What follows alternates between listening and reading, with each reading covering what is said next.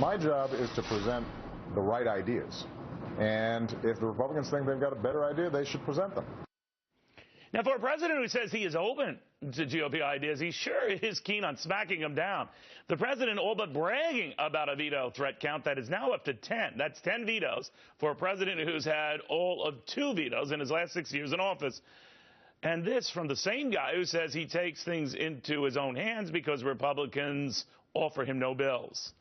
House Deputy Whip Kevin Brady says, try 10 bills, and now apparently 10 vetoes. Congressman, very good to have you. What do you make of that? Because the truth is, it's not a lack of effort. You guys keep giving him stuff, but he's now promised he's going to reject all that stuff. What do you make of it? Yeah, Neil, I hope he gets it out of his system right now, because we got a lot of challenges in the country, both economically, deficit-wise, health care, foreign policy. Frankly, we need to work together and find some common ground, and starting out with 10 veto threats sends, I think, exactly the wrong signal, not just to us, I think to the country. You know, did it bother you, at least in this interview, and I like Zana Gattu, she's a wonderful journalist, and I think in her follow-up interview that was a little bit more pointed, and maybe Super Bowl day they just edited all the pointed questions out, but she didn't follow up with any sort of correction here. Mr. President, you're wrong. Republicans have presented many an alternative. They have come up with many bills. You're more or less saying, Mr. President, that they're lined up like planes at LaGuardia, and you're not going to let them take off.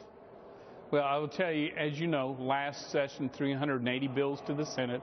We don't expect the Senate, Republican or Democrat, to agree with every bill. Just pass their best idea. Well, how about Let's the mainstream media? Common ground. But I think you're right. But how about the mainstream media at least accurately report the story? It's not that Republicans are sitting on their hands. They are coming up with stuff. You are coming up with stuff. But do you fear that's the way the media is going to treat you, like you guys are the problem, not the president?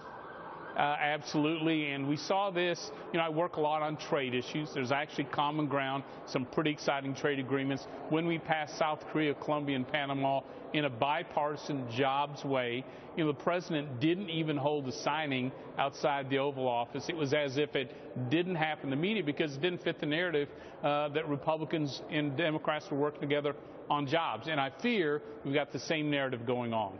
Congressman, do you think the president means it when he includes in that group of 10 Keystone, that he would veto that, or does he couch it a little bit to say that that might be a useful means by which he can strike a bigger deal on infrastructure? Would you, as one of the party's premier players, be open to that? In other words, a deal that could get Keystone up and running as part of an omnibus infrastructure measure?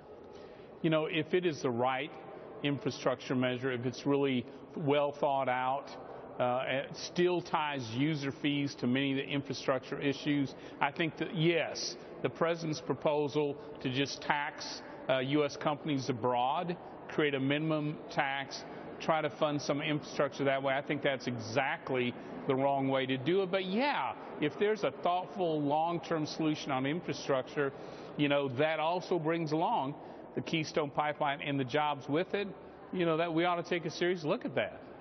All right, Deputy Whip, a pleasure having you. Kevin Brady, thank you. Thanks, Neil. All right, now.